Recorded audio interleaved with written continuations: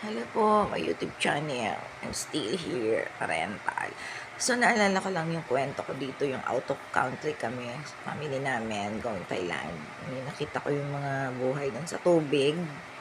Sa tubig sila nag-business, whatever, mga residential nila.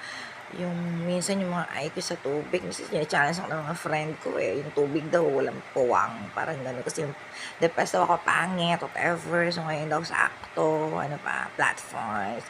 Ano yun? Kasi ako nakikita ko dati lang naman. So, ganun daw, sakto platforms. Walang puwang, tubig. Ganun. So, parang Christmas tree. Kasi pag ganun daw yung conversion, lagyan mo ng ano, mabubo siyang Christmas tree pa yan. Parang unggoy, sabitan mo ng Hermes bag, unggoy pa rin. Kahit expensive pa yan.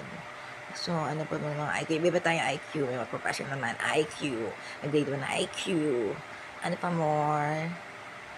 That's all, Fox.